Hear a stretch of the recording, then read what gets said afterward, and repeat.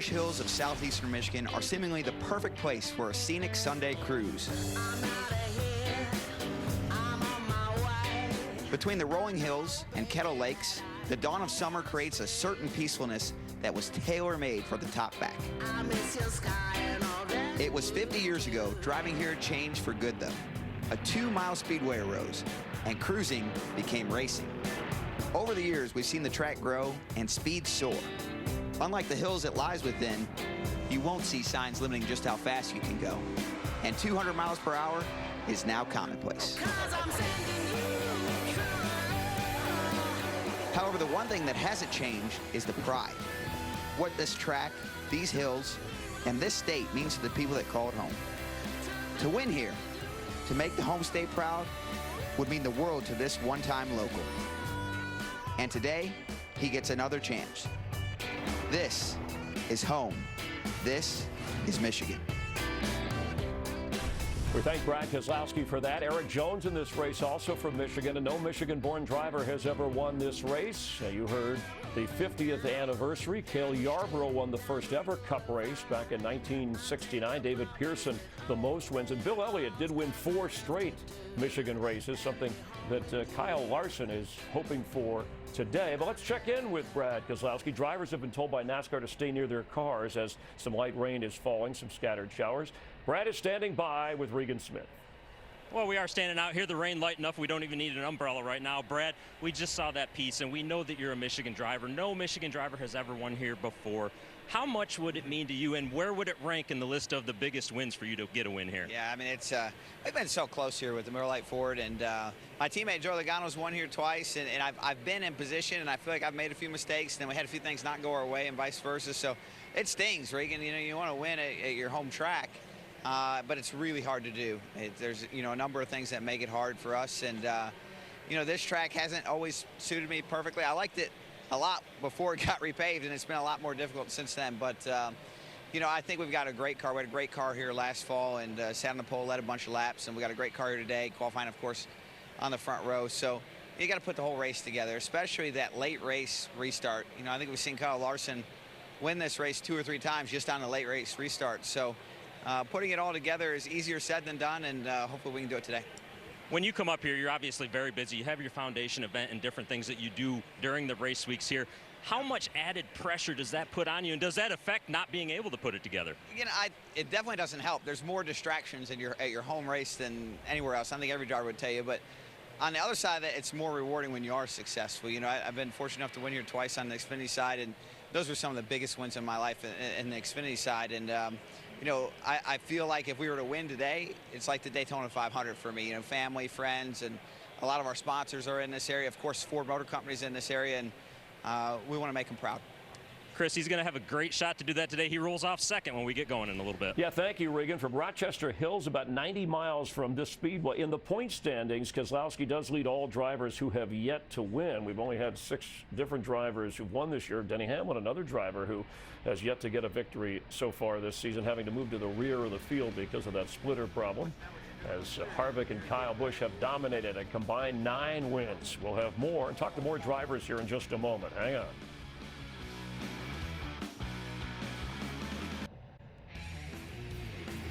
With Michael Waltrip, Chris Myers, we're live, NASCAR on Fox from Michigan International Speedway, and you see the drivers. The track has been dried, the rain has subsided, and as they get ready to hop in the car, we're getting ready to go racing. 400 miles, the first 2 stages to make this race official, should there be more threatening weather in the area. 3 cars will go to the rear, and Kyle Busch, who's been a dominant force, would have been starting in row 2 with Kevin Harvick, Denny Hamlin, a 2-time Michigan winner, Eric Jones, who's from Michigan, looking for his first Cup win. All suffered inspection violations because of a splitter issue. What's the impact of that on this race with Kurt Busch sitting on the pole? I think it's just a sense of urgency that these teams are going to have. I mean, the race could be shortened by weather. We're all aware of that, and they're going to be starting from the back. Kyle Larson also is starting outside the top 25, so we got 4 potential winners that are going to come from the back, and that means maybe strategy plays. You're going to have to mix it up if you're going to get up to the front, especially in a short period of time. Yes, of course, Kyle Larson going, what for him would be a historic 4th straight Michigan win, starting 26. Martin Truex, defending Cup champion, and last week's winner also starting a little bit back in his Toyota. Well, and after practice yesterday morning, Larson was one of the top couple of cars. He was really fast in the long run. We know Martin Truex, even though he didn't qualify great, will be another car that will race toward the front there with the 78. So it's going to be really interesting to me, Chris, to watch all these guys come from the back and see who can get there first. And is there going to be an opportunity around the competition caution to use strategy in order to propel yourself further up the lineup? And Fords, who have had great success here, came in with 6 of the first 7 starting positions. And Brad Keselowski, who talked on our pre-race show, a number of drivers talking about different strategy. Without a win here, certainly would love to get a victory for Roger Penske and being a Michiganer himself. No doubt, not a win here. That's kind of hard to believe, as successful as he's been everywhere. And you know how special it would be to win at your home track. Well, we've had more than a 2-hour rain delay. And Trace Adkins, country singer, hanging around with those loyal fans to give the command. You're watching NASCAR on Fox, live from Michigan. Race fans, it's time for the most famous words in motorsports. Here to give the command to start the engines, please welcome today's Grand Marshal, country music star, Trace Adkins. Drivers, start your engines.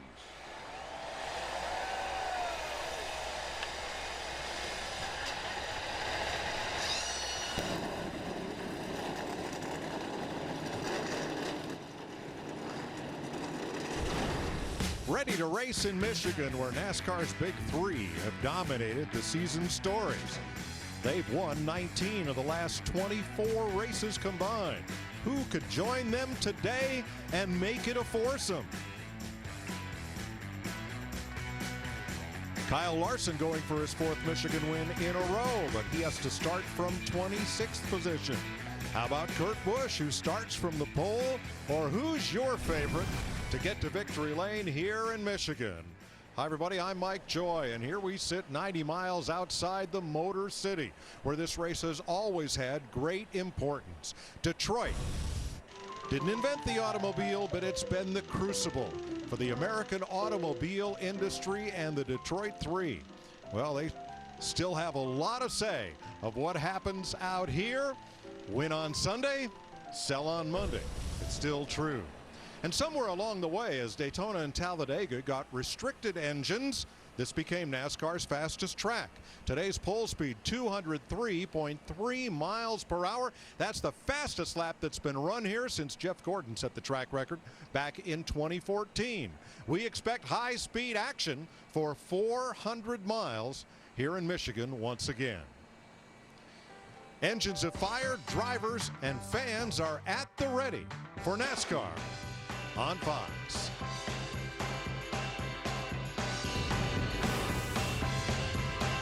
The backyard of Motor City, USA. One thing this track has always had: speed. Let me down easy, smile. Act like I couldn't see it coming for 100 miles. It's your move, go on and make it. And make it burn the whole way down. Leave my 6'4" engines out on the ground. Yeah, tomorrow I'll have me a heart hangover and won't hell of a heartache. Blow it on like a shot of whiskey and shoot me straight. It's Monster Energy NASCAR Cup Series racing from Michigan. We've been a bit rain delayed today, but don't worry, sunset's not until 9:12 p.m. here on the western edge of the Eastern Daylight Time Zone. Cars on track behind the safety car. Starting grid on the left side of your screen. And we've mentioned 3 cars will move to the back for inspection issues. Busch and Jones and Hamlin. What we say, we dial up to 41, Kurt Busch. Hey, Kurt, this is Jeff up at the Fox Sports booth. You got me? 10-4, I got you, buddy. Well, man, you delivered on Friday by winning the pole for your manufacturer Ford there. How about today? You got the goods to deliver back to them this race win. Well, that's our job on the 41, is to be able to go out there and get wins. And we've been good on short run speed. We've just been trying as of late to work on our long run speed, and we got new Goodyear tires all the way around. So we'll see how that plays out, but got a great crew chief with Billy, and we'll make the right calls and be in the right position. But thanks to Monster, Haas, and Ford, we're doing it right now. Hey, Kurt, it's DW. I just noticed that you and your teammates, y'all really seem to be working well together and sharing a lot of information. Is that really happening for you? It looks that way. Yeah, it takes teamwork, man. Everybody's got to work together. And, you know, you got to work together 6 days out of the week, though, and go race on the 7th. You know, you want your car to win, and that's what I want to do for my guys on this 41 car. All right, buddy. Well, you got the best view of all of them. Good luck. 10-4. Thanks, guys. All right, let's get a stay dry update from pit road, beginning with Matt Yoakum. Mike Clint Boyer will roll off from the 12th position, and Boyer twice in his career has had multiple win seasons. Today chasing a third. The Martinsville winner has never won here at Michigan, but confidence is through the roof. In fact, they haven't changed anything on the race setup that they brought to the Irish Hills. Jamie? Well, Denny Hamlin is a two-time winner here at Michigan, and he hopes he can make it 3 today and end that winless drought this year. But things got a little more tricky and challenging for him. As you guys mentioned in inspection today, NASCAR did not like the look of their splitter. I talked to his crew chief, Mike Wheeler, and he told me there was excessive wear that they didn't like. He said he changed it, put a different splitter on it, and at this point, they don't know if there will be further penalties this week. As of now, the focus is going from the back to the front. Regan? All this talk about the big three and who could potentially join them as a winner this season. Well, I got a guy who's flying under the radar just a little bit. How about the 10 car of Eric Almirola? 6 top 10s this season already. Narrowly missed out on winning the Daytona 500, but most importantly, his crew chief Johnny Klotzmeyer and engineer Mike Cook, they were the engineers on Kurt Busch's 2015 car that won in Michigan in what was a rain-shortened and rain-delayed race. Look for them to use strategy and speed today to have a strong effort. Larry Mack? Regan, when these crew chiefs left the garage area last night, they sat down and they formed a strategy for 200 laps and 400 miles. You still hold on to that strategy, but you've had to formulate a new strategy. We know going this late with more weather to the west that we possibly may be racing for the end of stage 2, which would be 120 laps. So, yeah, it's going to be a lot of urgency on the racetrack, but urgency from that pit box as well. Let's take a look at our race analysis now. As I mentioned, we're going to go 200 laps for 400 miles. The first 2 stages, 60 laps each. The final stage to the checkered flag, 80 laps. Pit road speed, 55 miles per hour. The fuel window, pay attention to that, 44 to 48 laps. The grip level, 1 not being much, 5 a lot. We're right there at a 4, and a competition caution at lap 25. And as you have heard mentioned, we'll iterate it again. Denny Hamlin, Kyle Busch, Eric Jones, 3 of the 4 Joe Gibbs Toyota drivers to the rear of the field. Inspection infractions, Mike. Thanks, Larry. Well, that will make it interesting as we watch them. And Kyle Larson, who didn't have a good qualifying run, from 26th. He'll also come from the back. Well, now I'm joined by Hall of Famers Darrell Waltrip and Jeff Gordon, and now it's time. You've had a couple of hours, 2 hours, 15-minute rain delay to think about a green racetrack and rolling off there in turn 1 full throttle at 200+ miles an hour. Exactly, Mike. I think at this track in particular, regardless of the situation we're in because of weather, one of the toughest to gauge what the grip level is going to be and how aggressive you can drive through 1 and 2. And then you get through 1 and 2, and then you got to go do it again in 3. So for Kurt Busch up front, that's one thing. He's in clean air.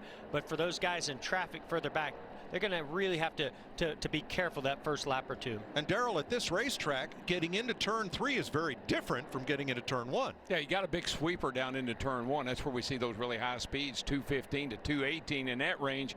Turn 3 is a little sharper. It's a little more abrupt. You turn in a little tighter. Speed's not quite as high. Corner of the speed's not quite as so high. The whole secret to this deal here right now is getting this race started is being flexible and being able to adjust. The track's going to be a little different. You might even have to use a different strategy on the start of this race. But I think it's going to play out pretty good for a lot of these guys, though.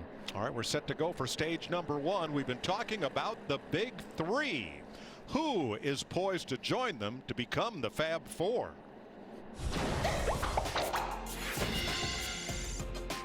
Those guys have been really fast.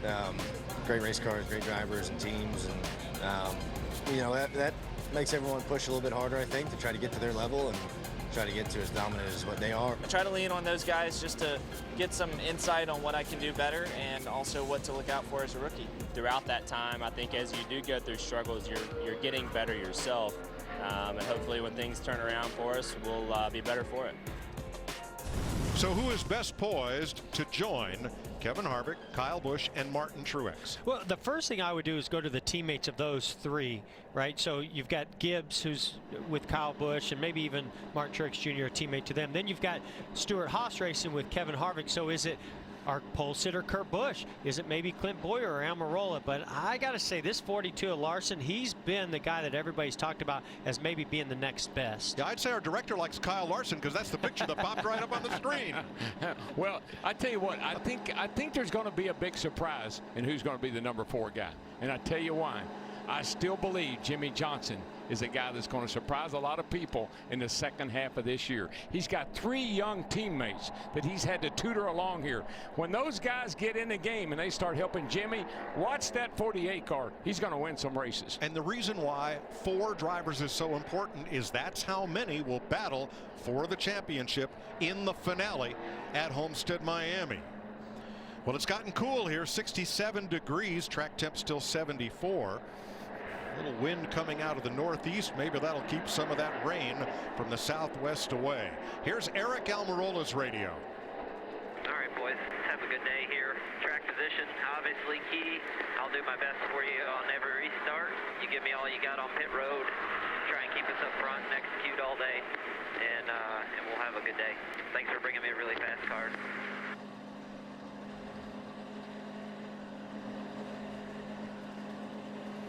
Eric Jones, one of those 3 Gibbs cars that has to start at the back for the inspection violation. We got a good car, and a little more work to do than what we anticipated, but we're going to be fine. Sure, man. One at a time, coming back to the field there. We know how that'll be with traffic here, so we just level them off one at a time. 200 laps. I think it's so important by both of those radio communications. Great leadership and communication is what's going when you're having to overcome some adversity going to the back. It's important for you to be very positive as we get the 1 to go, that no problem, guys, we got this. Let's just take it 1 at a time. I think you can go where you want to right now. The track is clean and green. I don't think there's really a preferred line. You don't want to get too high up, not a lot of grip, but I think you can go a lot of places that we weren't able to go earlier. There are 3 of the 4 Gibbs Toyotas dropping to the rear. That front splitter underneath the front of the front valence, that has to be perfectly flat. NASCAR tests that. That's part of the inspection procedure. Kind of a new wrinkle added a couple of weeks ago. And Larry? Yeah, let's take a look at our Ford Performance car at this front splitter. It's at the very bottom of the front of the car, and it's the part that it sticks out about a ½ inch from the front of the nose, but there's a lot of it underneath the nose. And what they were doing is this part right here was not perfectly flat. And then what some other teams were doing is they mounted that front splitter. When it mounted it, it warped it. And the more that you can change the configuration of that front splitter, it generates more front downforce. This is something NASCAR has been on hard this year. The front splitters, when mounted, have to be perfectly flat. And Larry, to add to that, I would say that it sounds like some of these teams are maybe grinding some of it off to thin it out, that they feel like that's actually giving them a slight advantage, and that was one of the reasons also they made these Gibbs cars change their splitters. Yeah, a little bit different look too. We saw the 2 car. I mean, it's sealed up solid all the way across. We see the 18 car. He's up a little on the right side, so that means the car's going to roll down a little more on the right side than what the 2 car would. 39 car field, 1 rookie, Garrett Smithley, starting his first Cup race today. And after a 2-hour, 15-minute rain delay, we're going to go green in the Irish Hills of Michigan. Mike. What time is it? What? It's time to go racing. We've been waiting all afternoon. I know you folks at home have been waiting. People in the stands, they're on their feet, they're clapping their hands. Flagman's got the flag in his hand, and we're getting ready to go. Boogity, boogity, boogity. Let's go racing, boys.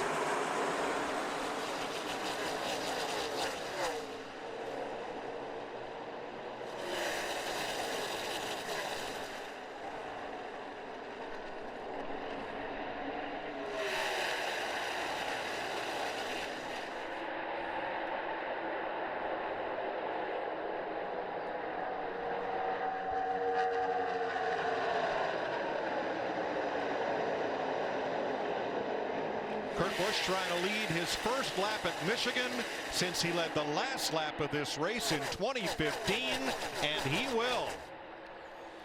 And Mike, I didn't think he was going to. Keselowski got a great start, got a little push from his teammate Joey Logano on that original start. Got the lead going into one, but obviously didn't feel confident with the grip level on that bottom lane. The 41 of Kurt Busch just blew right by him on the outside. Speaking of blew right by him, here comes that 4 car, and he looks like he's poised to jump up here and take the lead. Because of the rain overnight and today, NASCAR will have a competition caution at lap 25. Mike, just the lower left. Watch those speeds climb down this front straightaway. Over 200. Look here, we're 2.5, 2.6, 2.7, 2.8. Just continues to go up all the way down into the corner. 215 for Kevin Harvick going into turn 1, and that's being behind his teammates. A little bit of a draft there, but also when you get to that corner, you don't want that air blowing over the top of your car. You want all the air pushing your car down. 6th place, Clint Boyer, Ryan Blaney, and it looks like Smithley's debut may be a short one. He's on pit road at lap 1. Mike, 7 Fords. First to 7th right now, all Fords. A couple of Chevrolets, 24 and 31 in the top 10. Well, you heard in the pre-race when Jeff spoke with Edsel Ford II just how important this race is to the Blue Oval.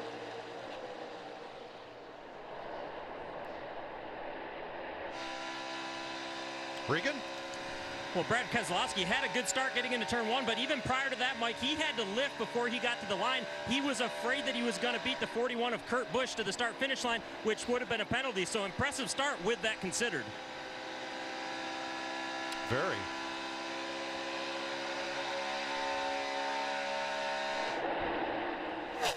Let's see if we can look at the start of the race here and see how it looks. The 2 down on the inside, 41 on the outside. The leader's got to be the first to the line. Great push by the 22 to his teammate Brad Keselowski. I think that's what was messing Keselowski up. He's getting a lot of help.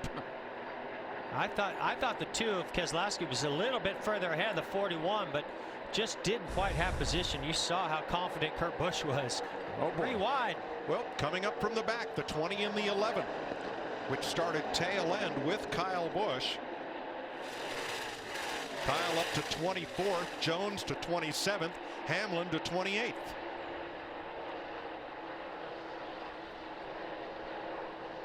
Kyle Busch plus 15 spots from the green flag. Kyle Busch thrives on things. He loves to pass cars on the outside. You get on that high side and go by. A lot of guys are fighting for the bottom. Pulls up on Bubba Wallace in the 43. Well, you saw just how you see Bubba's pointing him on by. Go ahead. I know you're a lot faster than I am. I'll see if I can't follow you here for a couple laps. Good luck with that. And look how wide this racetrack is. We'll give you the numbers later, but there is plenty of room to pass. Kyle Larson also coming up. Remember, he started 26th. He's gained 10 spots. Yeah, he's another guy that just likes that high line. He likes to get up on the outside of people and make his moves and take them by surprise. Right there with his teammate Jamie McMurray in the 1.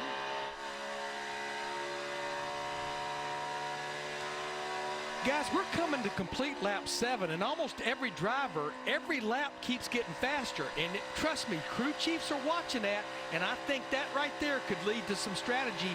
Even at that competition caution, remember the one rule that goes along with a competition caution, no matter what, you can't fuel the car to that caution. Yeah, Larry, and I think some of that initial startup speed or lack thereof was those air pressures being down. Just doesn't quite grip as well as when they come up to their optimal pressure. I think also this track was so clean and green, as DW mentioned, that I think they were tiptoeing the first couple laps. I'm about ready to have the big one. Did you see what that speed was? 219 miles an hour. Wow. Dude, Mike, that's qualifying speed. And then some. 219, that's incredible.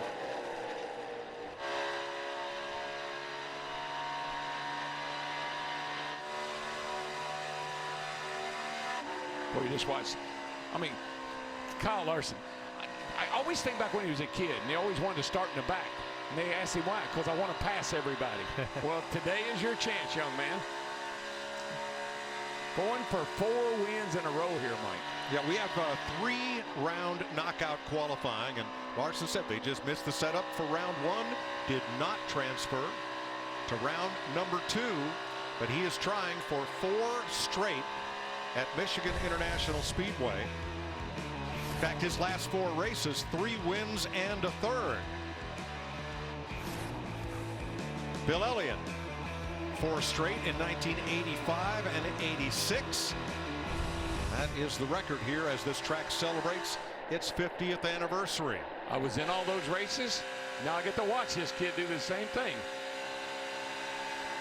Teammates 1-2, Kurt Busch and Kevin Harvick.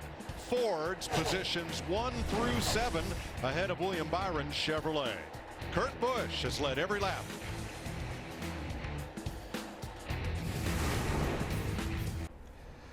Throughout the season, Ford will be searching for the most passionate NASCAR fans to become the first ever inductees into the Ford Hall of Fans. To learn more, go to NASCAR.com/Ford. 14 laps complete. Kurt Busch has led them all from Kevin Harvick. Busch with a good run off turn number 2. Harvick catches up a bit in turn 3, and they kind of work the margin back and forth. Teammate Clint Boyer going after Joey Logano. That's 5th place. The rookies in this race, William Byron and Bubba Wallace, are running their fastest race laps of their career right now. Yeah, and William Byron is doing. I've just noticed that it's a heck of a job for that 24 team right now. William Byron running 8th and hanging in there. Lap times look really good. And Bubba 26th. The other rookie, Garrett Smithley, after the first lap went to the pit and then to the garage. And we heard from William Byron yesterday after practice. Had a lot of confidence. He's real happy with the way his car was driving. So that's transferring over to today's race because he's pretty solid in 8th place right now. He's such a methodical guy. He just does so much studying, and he's so well prepared when they start the race. It's like he has this. It's like an old soul. It's like he's been here before, but he hadn't. But he races that way. Well, Kyle Busch has worked his way up into the top 20 from the back row. Matt. Mike, all quiet on the radio, but you guys documented earlier just the extreme speeds we're seeing here at MIS, and also the pressure that puts not only on the body but on that back glass. During practice, Kyle Busch's team experienced a slight issue with their back glass. One of the braces started to collapse, so being proactive and extra cautious, not only the 18 but their 3 teammates added an extra brace to that back window to add extra strength so they would not have an issue. Now keep in mind the 78 of Truex, although they're corporate teammates, that bunch, they hang their own body, so they didn't need to add an extra brace. Thanks, Matt. Busch up to 19th. Denny Hamlin up to 21st, passing Jimmy Johnson.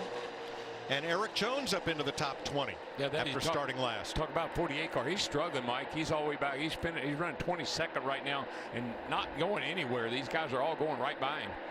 Well, and to me, at the start of this race, if you miss that setup a little bit, if you're a little bit too loose, too tight, it can cost you a lot. But good news is they've got that competition caution coming up soon. 6 more laps. Boyer just gets around Joey Logano there. That's for 5th place. Nice pass. Well, Jimmy Johnson, we wondered what his issues were. It turns out it's turn 3.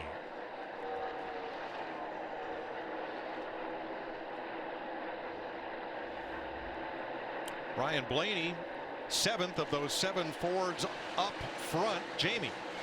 Well, and you know, these teams are running a different left side and right side tire here this weekend, but they did run the left side tire at Texas earlier in the season. Blaney's team told me that really helped with the initial setup of the car, but it turned out to be much tighter than they expected. They had a decent qualifying run of 9th, but that's where it ended. They didn't feel like they were going to race that good. Right now he's saying he's loose in, loose off. That means it's just not handling the way he wants, especially in 3 and 4. Sounds like he's not alone with that problem. Hard to believe how this racetrack, as it has built so much speed, the difference in the 2 ends really becomes pronounced, and demands compromise. Yeah, well, we talked about it earlier in the show about how turn one, and they got a D-shaped front straightaway. So that turn one is like what I call a sweeper.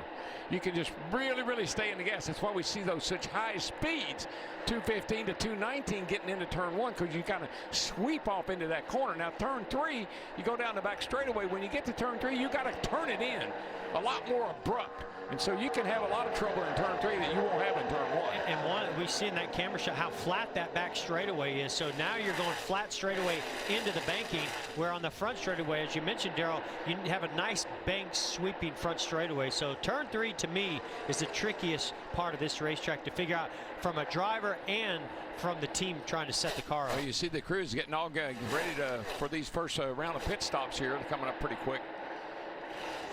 22 complete. Once the field cycles through the start-finish line at lap 25, they will waive the competition caution so teams can check tire wear and set up on what has become a very green racetrack due to rain. Kyle Larson got up to 14th, past his teammate McMurray. Now sets sail after Hamlin. He's 13 seconds back of the lead. Well, Kurt Busch has led every lap. Did anybody see that coming? Well, he's been talking about being better on the longer runs. I give him a lot of credit. Whatever he and Billy Scott have done a great job to be able to stay ahead of his teammate Kevin Harvick. Chase Elliott battling for 9th place with Ryan Newman. Newman started 9th, Elliott 11th. You talked about Kurt Busch. I think he came in here all wound up. Oh, yeah. Because, you know, he saw him at the hockey game the other night when he was cranking that siren up all like he was. At the Stanley Cup Finals? At the Stanley Cup Finals, I think it got him all wound up, and he's showing he's ready to go. Got a little Las Vegas Golden Knights in him. Yeah. Right? Between that and the Cubs, he has a very busy sports schedule.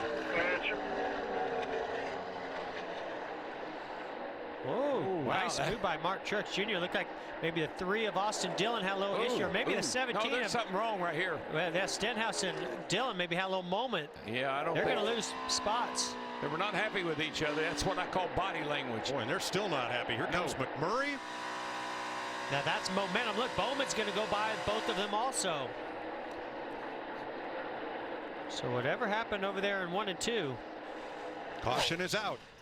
And this will be the competition yellow. What I'd ask each other, how'd that work out for you? Yeah. Not so hot. No, there's something. Stenhouse still upset with Austin Dillon. Something serious wrong right there. 32 cars on the lead lap. Corey LaJoie, the first car 1 lap down, will get the free pass. So pit road will be a busy place. I wonder what started this between yesterday's winner, Austin Dillon, in 3, and Ricky Stenhouse. Oh, you can see the 3 of Austin Dillon went to the low side, slides up, just sort of a slide job up in front of Ricky Stenhouse Jr. And that just slows his momentum down, opens the door for the 78. Then Stenhouse shows his displeasure. They get side by side, and the 42 of Larson carries momentum off of turn 2, goes right by them. Yeah, I didn't see where Dillon did anything wrong here, though. He had position. He slid up in front of Stenhouse. That looked like just a good pass to me, but obviously didn't. Stenhouse don't agree with that for sure. All right, guys, we're going to go back racing with about 30 to go in this stage. I think you're going to see most everybody come get 4 tires, but the one car I want to watch is Denny Hamlin at 11, Mike Wheeler, his crew chief. It's like he never ran the car that hard in the beginning. I just wonder if they're thinking maybe going with just rights here to try to get that track position, because he just never ran the car hard in the beginning. Drivers being cautioned that while the track is completely dry, there's still a good bit of dampness on pit road, and with these slick Goodyear Racing tires, watch your speed, watch your braking. Yeah, real easy to lock up the tires at these low speeds with those tires. 32 cars will pit at once. Pit road's going to be very busy here in about 10 seconds. Yeah, and everybody's going with sticker tires. I saw that was brand new tires getting ready to throw on these babies. All right, here's Regan. Well, Brad Keselowski's going to have a clear shot in and out of his pit stall. They're very happy to qualify as well as they did today, because they have had a tough time in qualifying all year long. The race car is just a little bit tight right now. They're going to make a small adjustment for that. Jamie? Ryan Blaney was fastest in first practice this weekend, but the car handling has gone away a little bit loose, and he said, I know a lot of people will do 2 tires. I want to do 4. There's also a chassis adjustment there for the 12, Matt. Kevin Harvick can't arc it into turn 3 like he would like. The car just not in the racetrack in the back. Meanwhile, the 41, he is already away. An air pressure change in that right rear to help the car later in the run. Kurt Busch out first. Look at Denny Hamlin with a 2-tire change. That's how you gain 19 positions when everybody else is stopped. Nice. Wow. Nice call, Larry. We're under caution at Michigan. Monster Energy NASCAR Cup Series Racing is sponsored by Monster Energy, official sponsor of NASCAR. Eric Jones, Paul Menard, too fast entering the pits. They'll start out back. Eric Almirola lost 11 spots, slid through his pit stall, had to back up. It's Busch and Harvick once again off the front row with Keselowski, Hamlin, all with 2 tires, Logano, Blaney.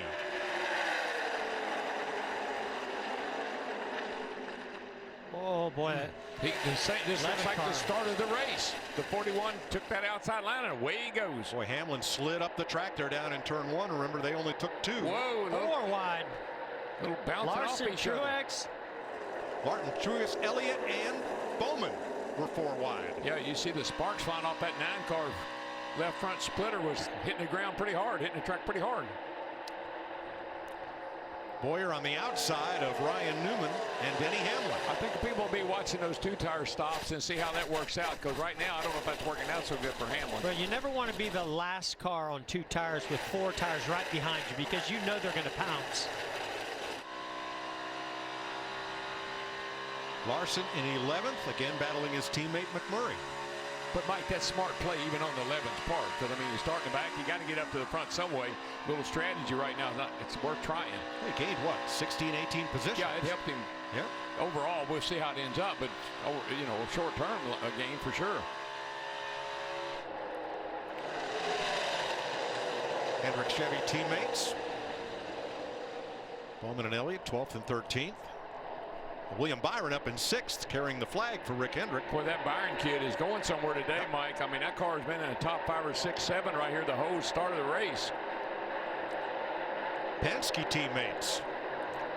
Blaney and Logano, and Blaney closed a 100-yard gap from turn 2 to turn 3. Yeah, you can see the 20 Joey Logano. That car is really loose. I think those 4 sticker tires that he has right now have not quite come up to temperature and up to pressure to his liking. And I think that's what's really helping Ryan Blaney get that run. I just like that little 12 car. I like Blaney. I just think that's a kid that's going to win a race. Maybe today. Got a good car for sure.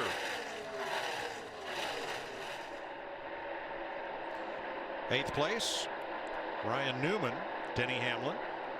And here comes Larson with the big run. By the way, Mike, I do know that Blaney has won a race, but I'm just thinking in that car, in that scenario where he is right now, they really look good. And in this season. Yes. Yep, looking for one.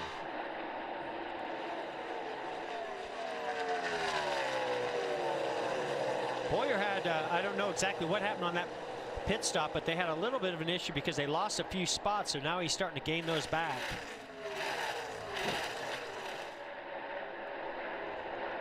Clint Bowyer in 6th place, Matt. When you look at that stop by Bowyer, they took on 4 tires. Also, he had to be a little bit more gingerly exiting his pit box, because when he entered it, he did know that it was extra slick, told his team to put down a little bit more grip, the PJ1 soda mixture, for the next time he hits pit road.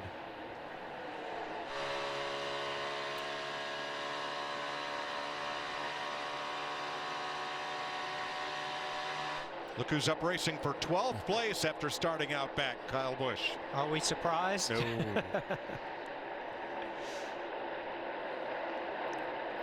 Kyle was very confident that, you know, it'd just be a matter of time to work his way in front. I felt the same way.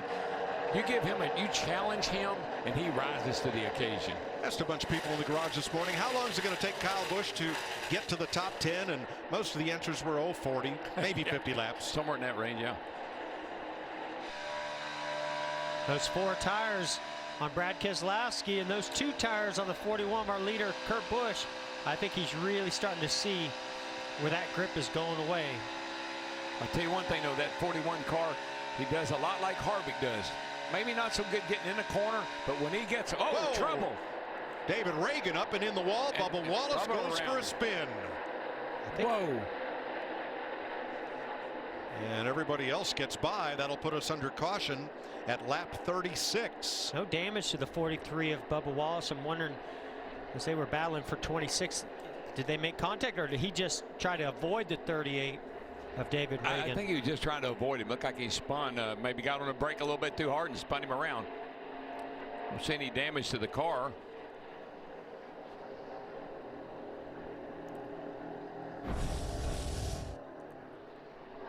Now you can see they're side by side going into turn 1.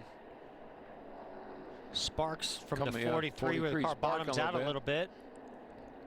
Oh, he's going to get Bubba loose. Oh, yeah, he got loose. And then, bam, right there, they did make contact. Wow. These cars, it's so hard to describe, especially with the right side tire that has to be as durable as Goodyear has to bring her because of these high speeds. It's so edgy from being underneath you to just stepping out. I hate that for David Reagan. I do too. Nice guy, second generation driver from Georgia. Had some good runs, but had some rough finishes this season. Mike, we're way over 200 mile an hour going into turn 1, and so you get under somebody and you get a little bit loose, and you see the damage to the 43 car here. And remember, Mike, the rear spoiler on these things only a couple inches tall. I mean, not got a lot of rear spoiler. Pit road is open. Everybody looking. Nobody taking so far. Most of the lead lap cars stay on track.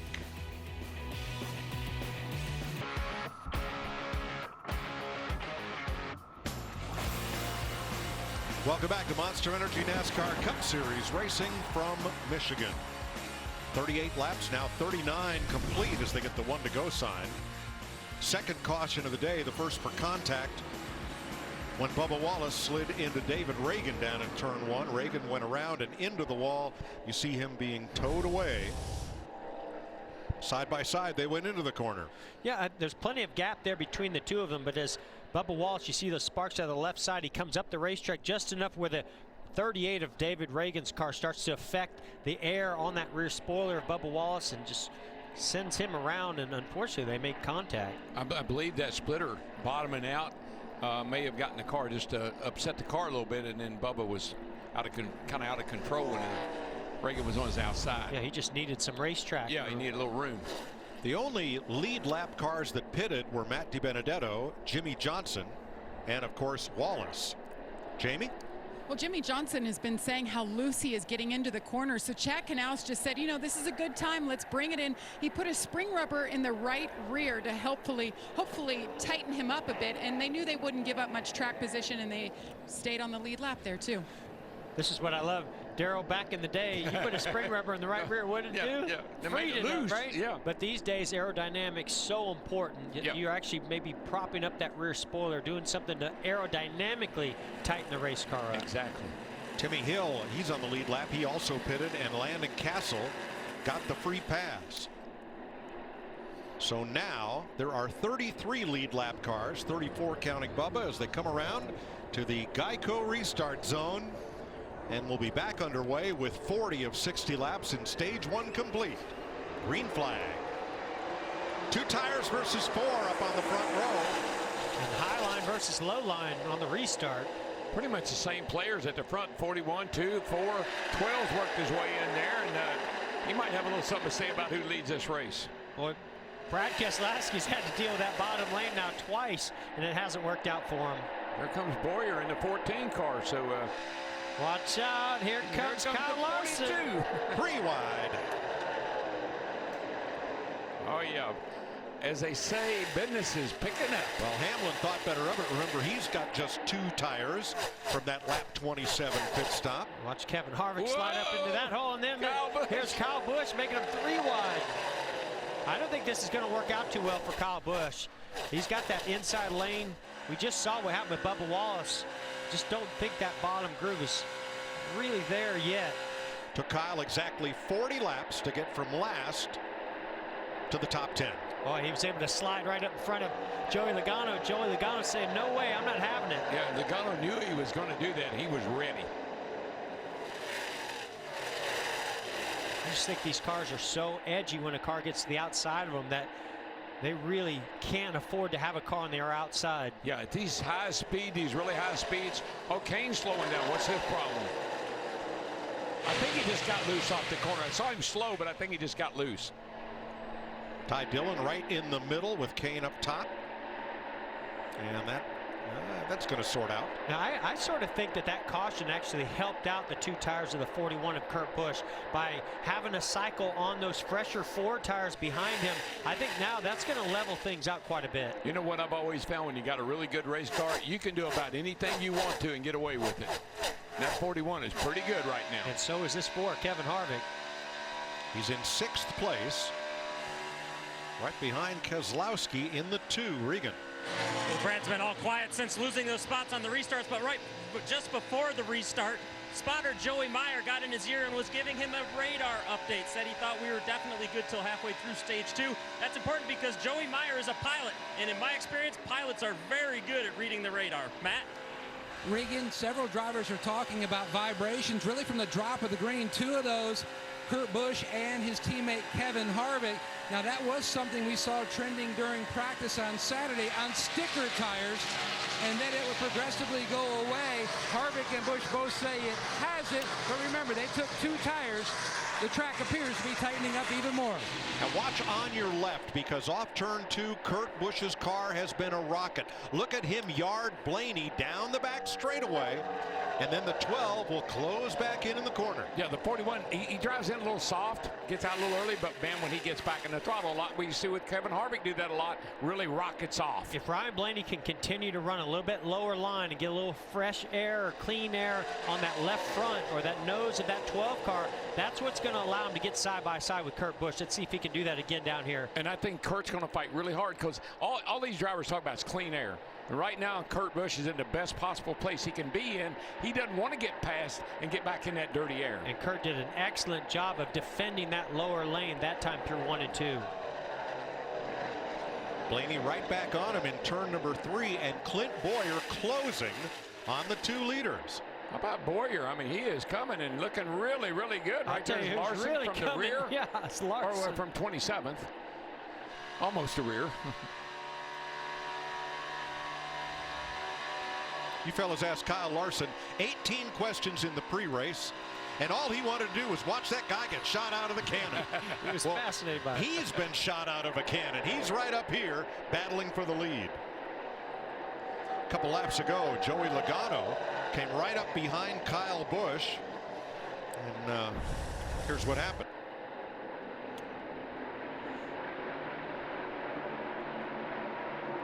Tap. And for the lead, Ryan Blaney becomes only the 2nd driver to lead today.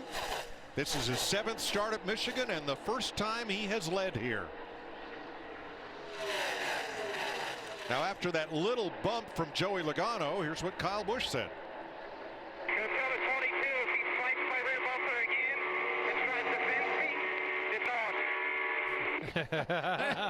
These guys are all edgy, aren't they? Everybody's like, you know, we saw the 17 and the 3 fight with each other. Here we are, the 18 and the 22 fighting with each other. If you went to the 22 Logano's radio, he'd probably say, hey, he shouldn't be jumping up in front of me like that.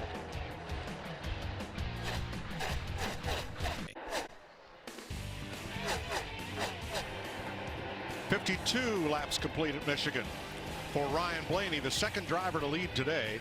Pole sitter Kurt Busch led the first 46 laps, and now it's Blaney, both in Fords. Kyle Larson is the first Chevrolet in the race in 4th, and the first Toyota, now Denny Hamlin, in 7th. 8 to go in stage 1.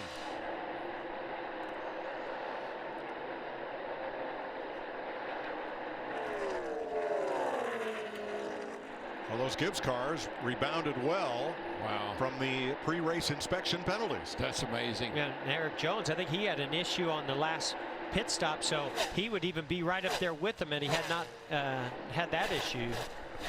Yeah, Larson, you know, he was back there because he didn't qualify well. With those other cats, they came from the very way back.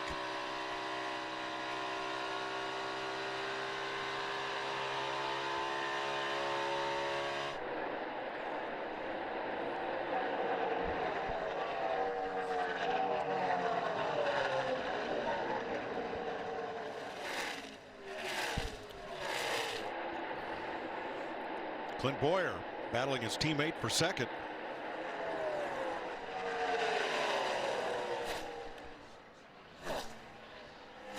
Tell you what, Mike, I know they work together a lot every week, but I just think it shows the importance these teams put on this race by the way all 4 of those Stewart-Haas cars are running today. That's sharing information, working together, trying to make sure one of those guys possibly go win this race for Ford today. And one of the keys to that, we were talking earlier today, Tony Gibson, his new role there. Yeah, Tony Gibson went over there as team manager or as the shop foreman. He looked at the cars. He said, one thing I'm going to do, I'm going to be sure these cars all leave here the same, because they weren't. And so they're building all the cars the same, and they'll get to the track. Then it's up to the crew chief and the driver, but they're going to leave the shop all in the same configuration. And I like that. I want to know what happens between leaving the shop and getting to the racetrack, because Kevin Harvick's car seems to be quite a bit faster than these guys typically on a race weekend. But today, Kurt Busch and the 14 of Boyer definitely shown the speed. Yeah, you know, it's easy now to question a little bit that 2-tire call by the 41 of Kurt Busch and Billy Scott. I mean, they had the #1 pit stall. I think even if they had taken 4 tires, they may have lost 1 position to their teammate, but I think it was going to pay off for them. These two here keep going at each other, I can tell you that. That's for 7th place, and Kyle will get in front, and here comes Denny. He'll drop back down on the inside, and they'll fight a little bit, but it looks like the 18 may have cleared 11 this time. Trouble. Spin in turn 4. Down to the inside is Matt Kenseth, driving his final race in the Roush Fenway #6 until September. That was in 27th. I don't. All the tires are flat right now, so I don't know what I don't know if it's a tire issue or not. But looks like the right. Well, they're down now. Yeah, but were they down when he spun? Let's see. Kind of hard to tell.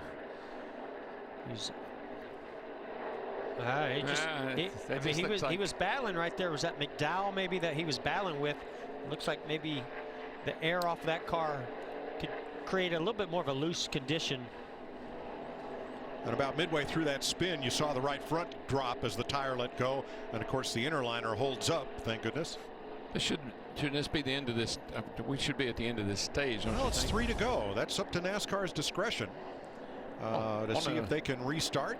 On a day like today, maybe we. And they've not yet said if this will end stage 1 or not.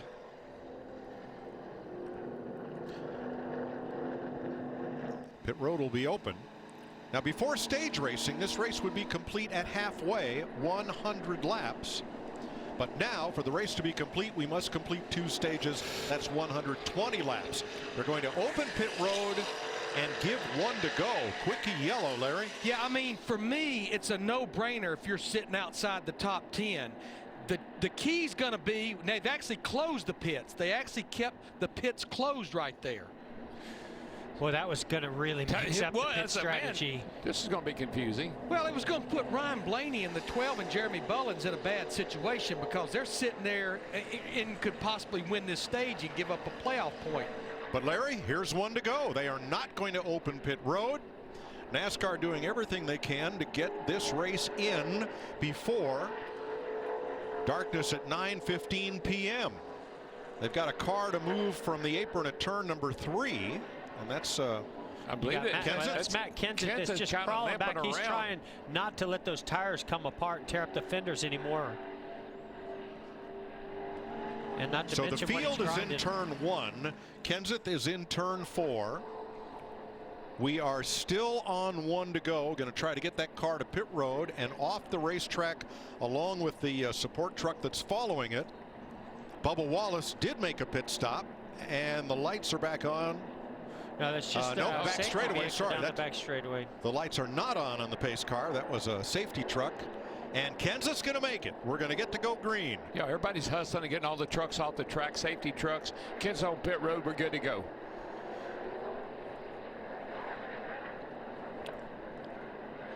Here's your restart order. Yeah, I think this is definitely going to cost the 41 Kurt Busch a couple positions here, because he's on that inside lane. He's going to have to fight really hard. Timmy Hill got the free pass.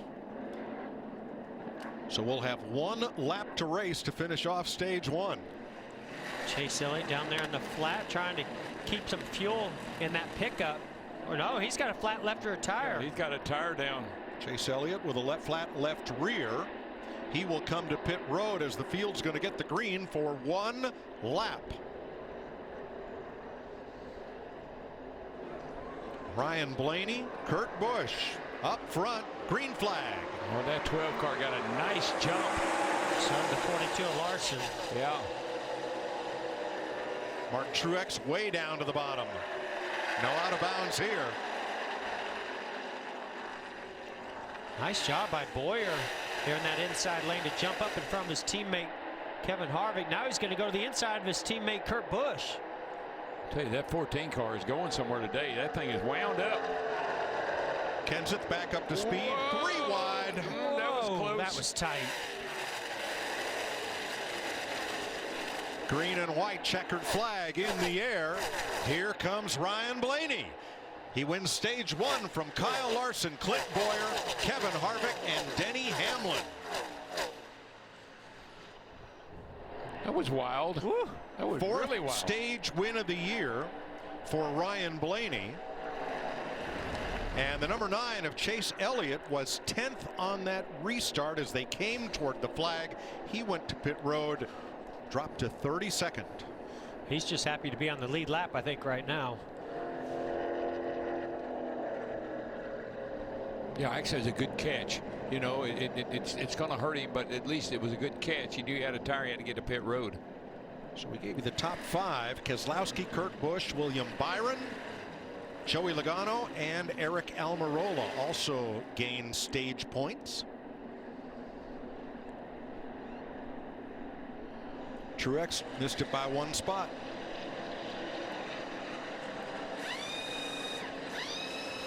I believe Greg Galding will be the free pass car at the end of stage 1.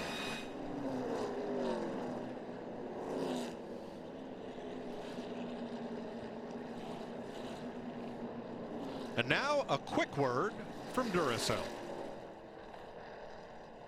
This is the #1 trusted brand. So Ryan Blaney leads 15 laps and wins stage 1. A quick update on the drivers who started out back. Kyle Larson started 26th, finishes stage 1 in 2nd.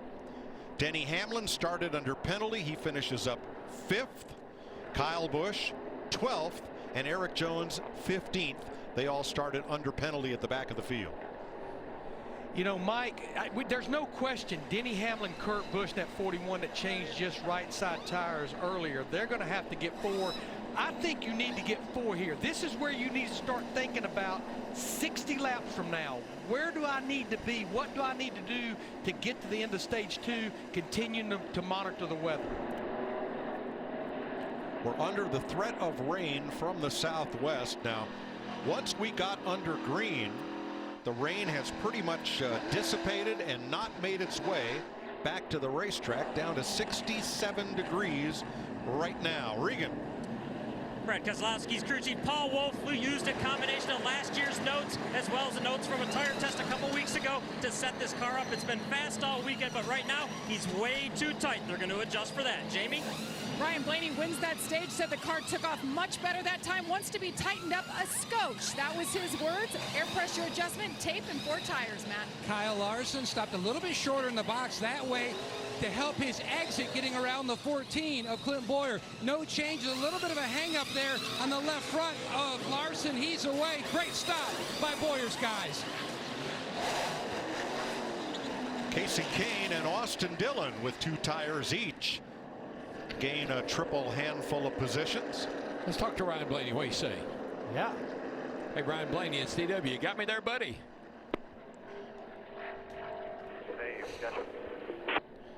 Yeah, man. Hey, that thing is hooked up. That 12 car, you and Jeremy got that thing going somewhere today. How's it feeling out there?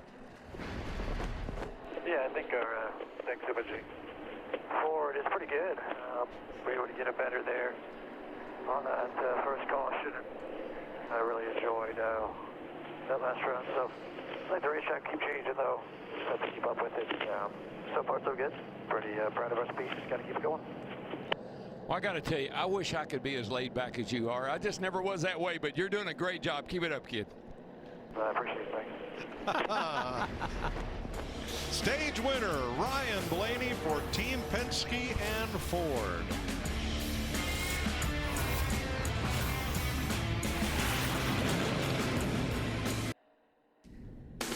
Monster Energy NASCAR Cup Series Racing is sponsored by Monster Energy, official sponsor of NASCAR. 64 complete.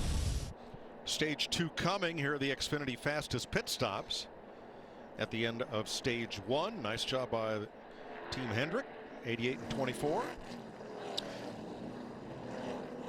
Now, Larry, they did not open the pits under that caution. Took us a little while to figure that one out. Yeah, Mike, because we were coming to 2 to go before the end of the stage. We always close pit road, whether we're under caution or under green, when you get to the 2 to go at the end of a stage. Thanks, Larry. So Bubba Wallace, who did not pit, will start up there with Casey Kane, who got 2 tires. Austin Dillon, who got 2. I think I see him going back to the back. I think that's Bubba falling to the rear. All right. A lot of discussion among the drivers as to where they're supposed to be lined up right now. Wallace pitted too soon. That's why he's sent to the back of the field. Geico restart zone. Here we go. That's the first time I've seen him start 3 wide here in Michigan. Well, I don't think it'll be the last. He's got to get aggressive on these restarts. Really aggressive. Casey Kane around the outside. Can he hold it against Blaney? Yeah, this is where the battle is going to be between the 12 of Blaney and the 4 of Harvick. Look at Kane. He kind of pulls him up, pulls him down the back straightaway. Hadn't seen that in a while. Whoa. Harvick sends it in. Yeah, and the 12 of Blaney slid up the track a bit. Boyer right there as well. 4 wide. Behold, spinner. Turn 4 and around goes Daniel Suarez. I got 2 right here. Splitter looks intact. A little damage to that right side. Yeah, got a right front tire down from the spin. I think he's fine. They were 4 wide. He and Paul Menard got together at the least. And there may be more to this. Let's see. There were a lot of cars under one blanket there. It's a pretty big wad right there.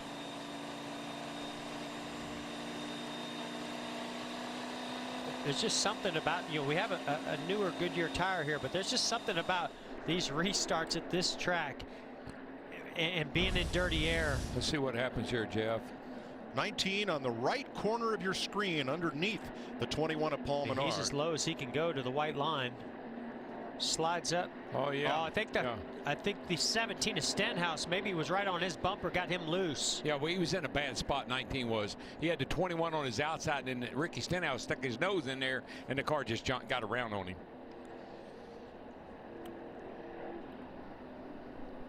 So you can see the 19 of Suarez goes to the bottom, going to try to make a move here. Right there, he got loose even before Stenhouse got to him. He got a little loose and ran out of racetrack and got into the 21, sent him around.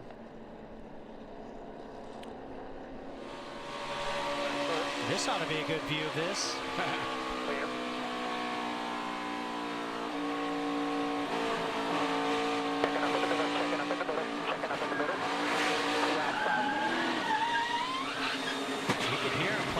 Throttle. I think it was a chain reaction. The 78 got a little bit loose, and then Daniel Suarez there reacted to it a little bit, and I think that's what happened.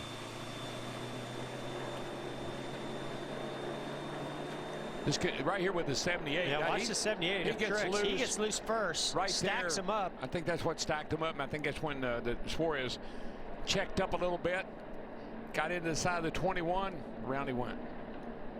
Woo, nice job, Jimmy Johnson. It's almost as if when Menard moved up the racetrack, as if it sucked the back of the car, the right side of the car around for Suarez.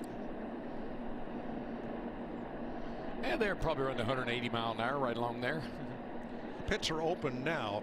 We'll go back and clean up the Bubba Wallace Chase Elliott issue. When the pits were closed, they both pitted too soon. NASCAR waited. They were on 1 to go before NASCAR was able to apply the penalty, and they had to drop to the back of the field. Under caution again.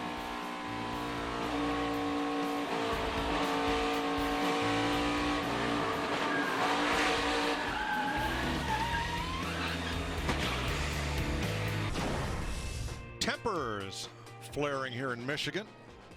The sky's done a little crying. Hopefully we're rain free for this next bit. We can get through stage 2.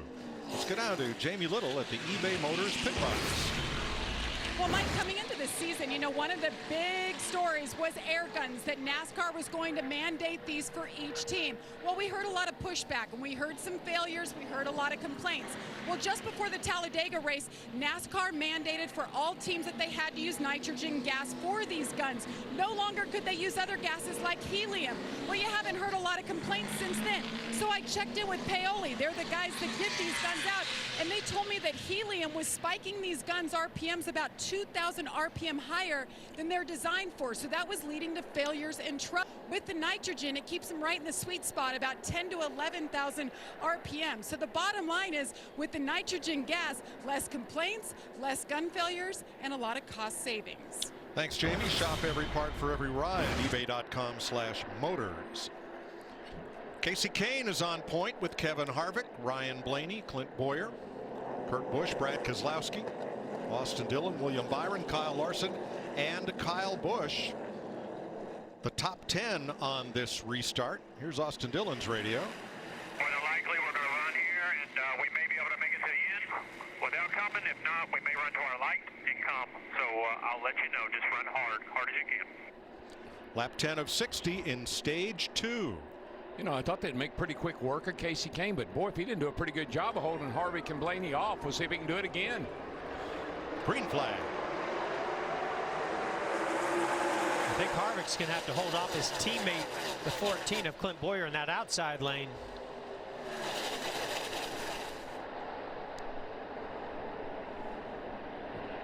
Oh, Harvick does an excellent job being aggressive on the bottom lane, and he's going to move up in front of Casey Kane, take the lead. Yeah, I think Harvick knew he needed to get in front of Casey Kane right here on this get-go, because Casey was pretty hard to pass there before that caution came out.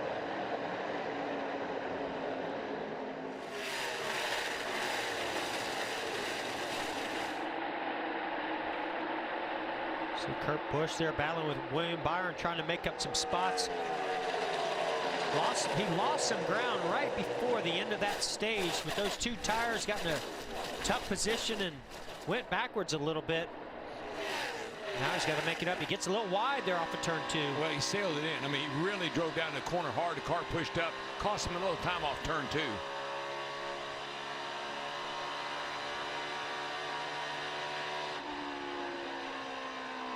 Kyle Larson trying to take 11th from Austin Dillon. And here comes Keselowski. No Michigan-born driver has ever won this race.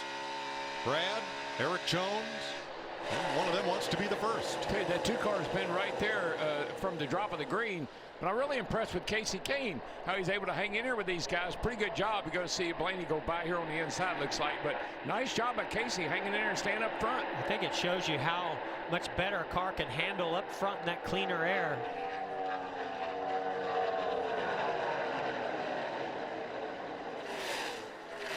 I think that's what lends itself here also to some great pit strategy to change it up a bit, and why sometimes you'll see more 2-tire stops here for that track position. Matt? Even after showing that ludicrous speed in qualifying to win the pole, Kurt Busch knew they needed to make some more adjustments because the car did not have long run speed. Last night, he called for a spring change across the back of that 41. They did that. The car still does not have long run speed. They made a wedge adjustment to try to improve that again on the last stop. Boy, Joey Logano, top to bottom, and past Casey Kane. That'll be for 5th place. And Mike, you know, just like I do, just like Kyle Busch knows, Joey Logano is an aggressive driver. He pushes it hard all the time. But no pass. He is not able to get past Casey Kane. I think he saw that bump drafting going on here yesterday in the Xfinity race and said, hey, I'm going to try that today in the Cup race. Also like the way Kyle Busch kind of took it a little bit to Joey Logano, said if he does that again, might be a little problem here. Well, we've seen them have a history before. Go back to Las Vegas about a year ago. Memory. They don't forget, do they? No. Joey Logano told us yesterday, if NASCAR did not limit Cup drivers' participation in the other national series, he'd run every race.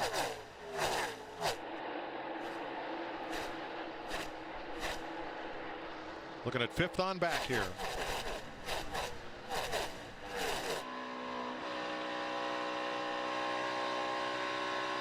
Looking back from Larson up to 8th.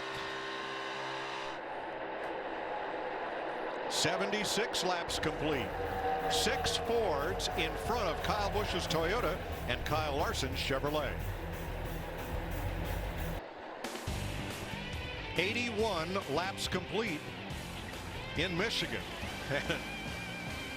A lot of 3-wide jousting, especially into turn 1, where we have seen speeds as fast as 220 miles an hour, and that by that number 48 right there, Jimmy Johnson. And my fast lap right now by Harvick at 36.09. We only qualified at a 35.4.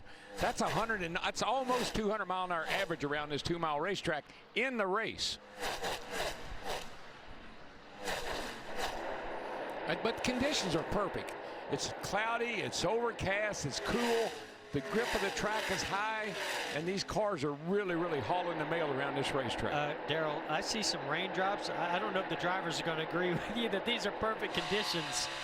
I would not want to be going 220 miles an hour down into turn 1 with any raindrops on my windshield. Well, I don't want to go down into turn 1 to 220 under any circumstances. But there's Regan Smith. We're going to Regan Smith as you see Ricky Stenhouse getting passed by Daniel Suarez. Regan.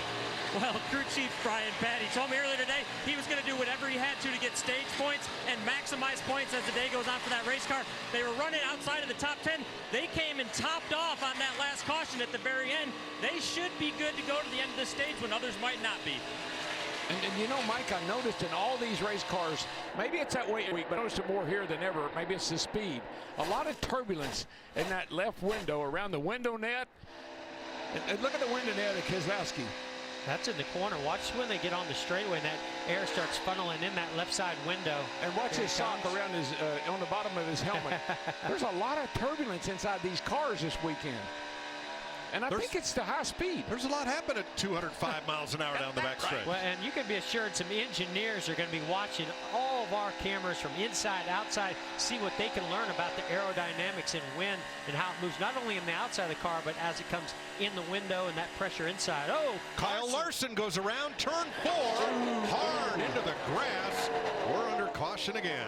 I think that's soft left grass. rear. Looked like a left rear down on that car, but you know what, But Mike? they're all down. All that rain and that grass is soft. I don't believe it's going to damage that car. Well, he would be really lucky with that, Daryl, because oftentimes when the ground is saturated like that, if that splitter digs in, well, you can see he picked up about half of Jackson County right there. He took it with him. He just deposited it on the front straightaway. Oh, the hood's bowed up a bit. He was running 8th and closing in on Kyle Busch. You see what happened here? I think the left rear tire may have gone down on his car. It's real loose going into the corner. Gets a little wide. Just starts around. It just starts around. No, it just starts around. But I think, you know, he likes his car to turn really positively to get that center corner speed. And I think the car was just a little bit loose as he got in the throttle. And because he was higher, the way that air was coming off the 18 in front of him was probably not helping a lot either. The reason I said the left rear, and this car has had a history of having trouble in the race with the left rear. We saw it wheel hop a couple of times to get in trouble. And so I was thinking maybe something went on with that left rear tire again this week. The way it wiggled going into the corner, I would not be surprised if that left rear was a little low.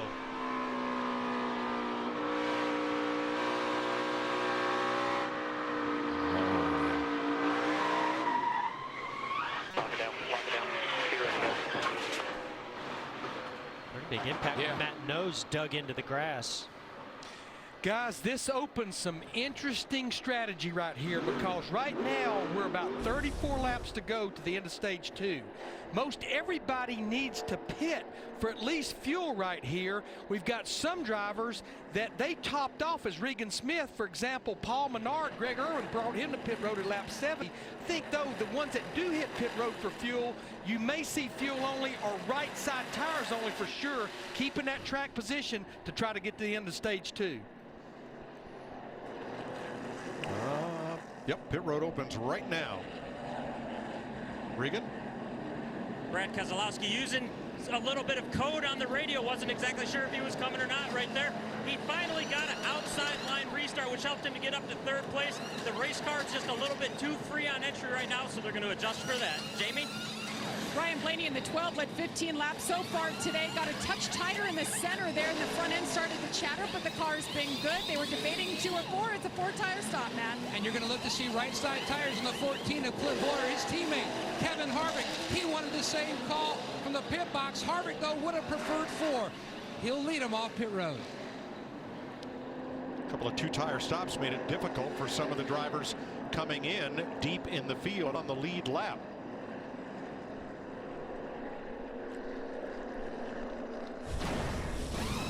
We'll recap pit stops and set you up for the restart right after this. 31 laps to go in stage 2. Let's see how the Coca-Cola family of drivers are faring. Denny Hamlin used a 2-tire change to work his way into the top 10. Joey Logano 13th, Ryan Newman 18th, Austin Dillon, Bubba Wallace all on the lead lap. Daniel Suarez 1 lap down after his spin, and Kyle Larson currently 1 lap down as well. Suarez trying to get a little heat in those tires. Yeah, that's what the crew chief or the spotter will say, clean them up. That's what they mean when they say clean them up. Spin those tires, get that debris off of them.